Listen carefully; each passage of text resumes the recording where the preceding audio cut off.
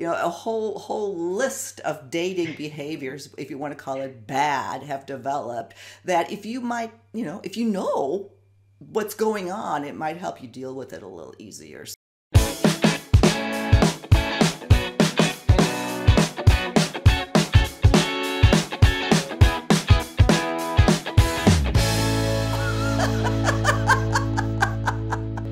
Thanks so much for joining us again on Second Act TV. So happy to welcome back one of my favorite guests to Second Act, Success Coach and Dating Coach Tina Jesso. Tina, thanks so much for joining us again.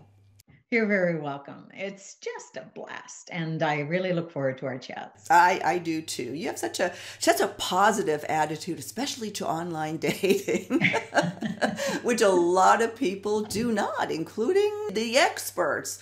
They realize that it's getting very frustrating out there. And you always bring up really good points that, a lot of it still is what we bring to the table. And we like to remind people of that. That being said, it is frustrating out there. And I think one way to break through that frustration, or at least be able to deal with it, is understand what is happening. And to that point, a whole list of dating behaviors, if you want to call it bad, have developed that if you might, if you know what's going on, it might help you deal with it a little easier. So let's talk about that, Tina. What is going on out there and what do we need to know? That's a really great point. And I really appreciate the value that this program brings to your viewers, Silka, because what I've seen in helping my clients navigate the murky and getting more murky waters of online dating is these behaviors that would be inexcusable in the real world, right? Or in the professional world or with your friends. And then all of a sudden they seem to take on a life of their own. And it seems like every second person seems to be demonstrating these behaviors. So ultimately what happens is when you're in there and you're witnessing these behaviors, you're thinking, what did I do wrong? Like, why did he just drop off the face of the earth? Why this? Why is he coming back? Like, why is he exhibiting, or she exhibiting, these types of behaviors? And you know what? These aren't behaviors that we all haven't seen even before online dating came to be. It's just that now they have an identity, right? We can kind of name them. And when you can name them, I think you can, first of all, deal with it better. And the second part is that you don't take it as personal. As personal. Yeah, I agree. And online dating, yes, those behaviors have been around. I think online dating amplifies it because it's, you meet so many more people, you have so many more opportunities to encounter these behaviors. So let's talk about some specific ones. One is, I'm recently learning a lot of this, but a situationship. Talk to me about that. Yeah, situationship. When it's defined, it kind of makes sense. And a situationship is when you're in a situation or an undefined romantic relationship. And I'm sure there's a lot of your viewers that can identify with that. You've met someone, it's going pretty well. You get together on a regular basis, but yet maybe you haven't met their friends, or you haven't met their families. Or if you're of a certain age, when you define your relationship on social media, there's no definition of any relationship. And you still see that maybe their profile is still online, right? On the date, maybe even on the same dating site, but yet you're together and you're on you're interacting on a regular basis, and it's undefined. Yeah, that would be very frustrating. So how do you you just have to address it, right? Yeah. So there's a lot of people, there's a fear component, right? So there's a fear component that if you try to define it, that the other person is going to say, no, this is really not work. I don't want to define it. I'm fine the way that I am. And if it's not working for you, then, you're free to walk away. So I think that's where the fear comes in. Whereas if you just have a few, basic strategies or basic ideas of just to ask them, like, what are we doing here? You know what I mean? Are we exclusive? It's okay to ask that, are we exclusive? Are we kind of like boyfriend and girlfriend? And I'm prepared to take down my profile from the dating site if you are. I'd like to open the door to meeting some of my friends. How would you? And just even bringing that up, right? Would you like to meet some of my friends? I'm having a get together, whatever. And if seeing how the other person reacts Mm-hmm. can give you a big clue whether they're taking this relationship serious or not. Yeah. Well, and that's something that's, that online dating again amplifies. You can see if they're still on the dating side. It's not like before, maybe they were dating, going out with somebody else, maybe not, but there's so many different ways that you can now get hit with it in the face that, yeah, I think you need to address it. And yes, there is a fear component. I have felt that fear component, and I addressed it, and then it all worked out. But I guess ultimately, if you do address it and they don't want to, we're not on the same page, well, then you're not on the same page. You might as well find out now. But yeah, situationship. Let's go down the list here. I guess benching sort of plays into situationship. What is benching? What do people need to know? Yeah, so just like with sports, right? It's not a great thing to be benched because it's almost like being in the penalty box. You know what I mean? Sometimes you're called into play, and you go out or you see each other, and then other times you feel like you're benched because they kind of disappear or you feel a little bit ghosted short term, and then all of a sudden they reappear again. So that makes one think, like, how many people is this person actually dating? Right. And I have one of my clients, and she was going through that situation. It wasn't even at a situationship. That might have been the next level. But she felt like she was being benched because they get together and then all of a sudden he would disappear for a few weeks and then he would reappear again. You know what I mean? So she asked him if he was seeing other people. He said no, but who's to say whether that was true or not? And the point is that why this is not a great thing, Silka, of being, either in an undefined relationship for a long period of time, as well as being benched, is that your self-esteem starts to suffer. And I see it in my clients. Like, how come he only calls me, every few weeks? Like, what have I done wrong? Did I say something wrong? Did I do something appropriate? Maybe I was too pushy.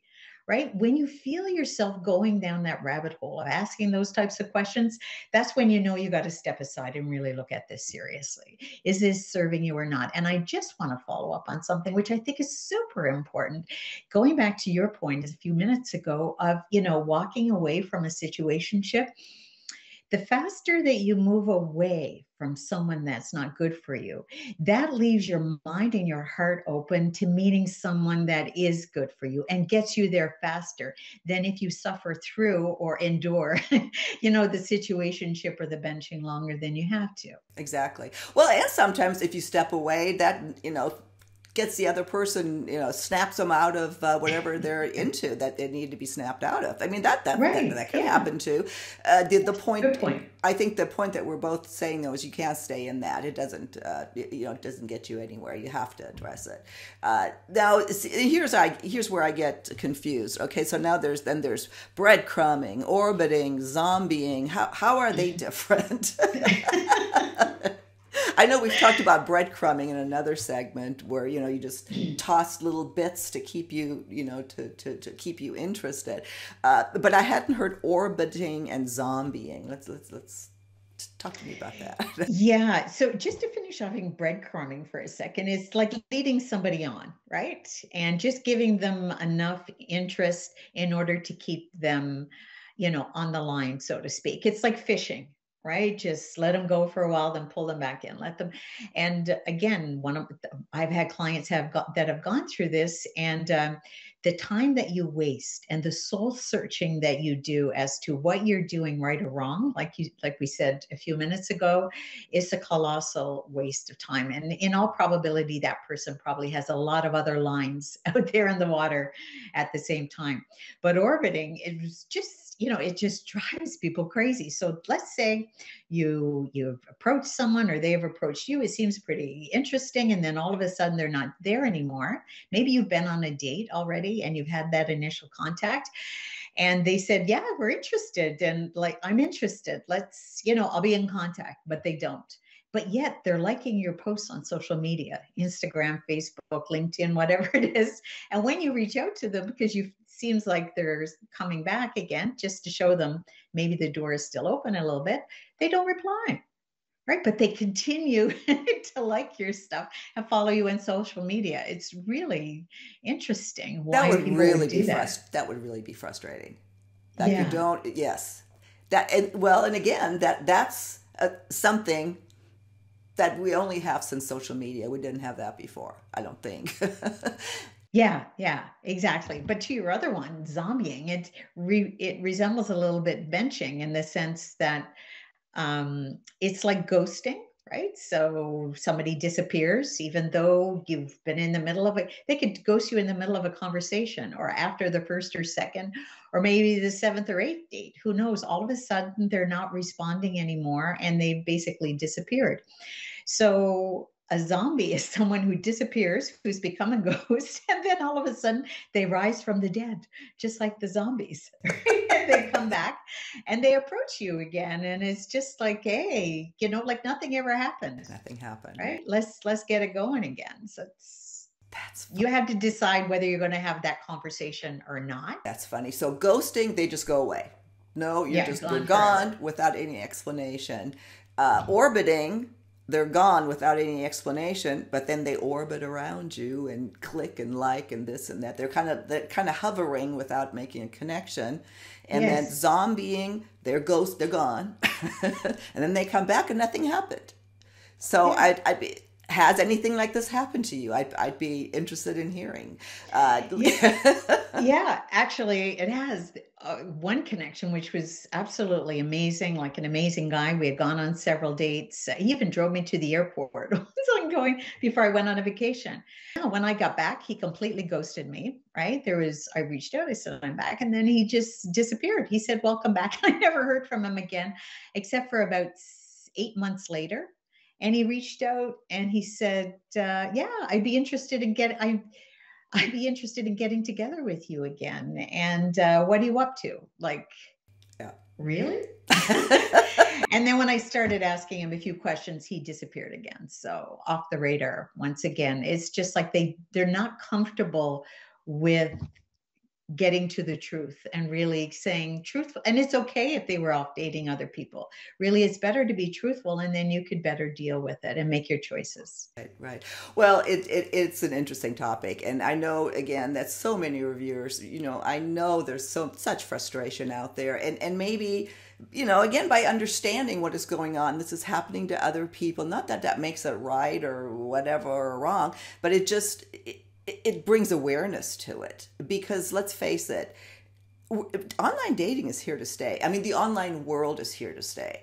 There's bad and good all over, whether it's email, websites, whatever. Online dating is just going to be part of our life. So instead of just, butting our head against it, or I hate it and never going to do it again, how can we make this work and operate within that environment? That's if we want to find someone. You don't have to. I mean, you can check out. That's okay. But if you do want to, how do we work with this tool and understand the environment that we are orbiting in? So, Tina, we're starting to come to the end of the segment. What would you like to leave us with? What have we discussed? I want to make sure I don't leave anything out. Yeah, just to follow up on what you said, which is so important, that even though it can be kind of crazy out there in the online dating world, it's an amazing resource. It's, if anything, is the resource. In another few years, it's predicted that 70% of new couples will actually meet. So it's actually working. And I think if you approach it kind of like this, would you send your child to school without preparing them ahead of time and just let the teachers or the system raise your child? No, it's kind of like you getting into the dating world, especially if you haven't had that experience so far.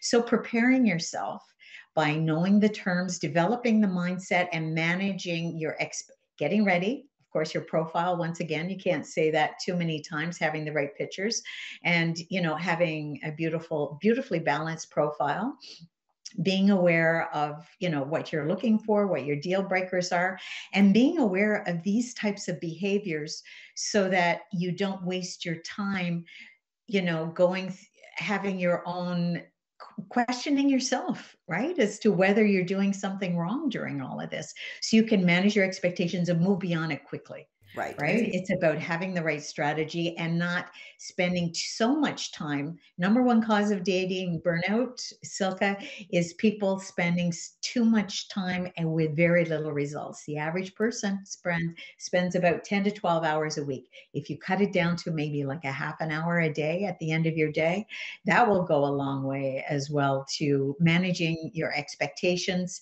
as well. And that really works if you're prepared, right? If your profile is on target and you're aware and you know how to manage these types of behaviors we just talked about. Yeah, great advice. Tina, thank you so much. I always love talking with you. We'll link to all of your information if you are, in the market for a dating coach, somebody to help you, initially get back into this, or just figure out what it is that perhaps you are doing wrong.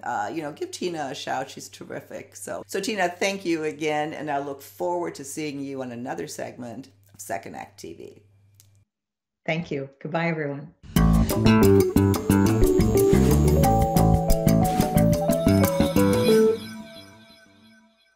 Thank you for watching. If you haven't already done so, please be sure to subscribe to our channel. And if there's a topic that you'd like to have us cover, please visit our website, secondact.tv. We have a little red suggestion box in the upper right-hand corner of our site. Just click on that, send us an email. We'd love to hear from you. See you next time.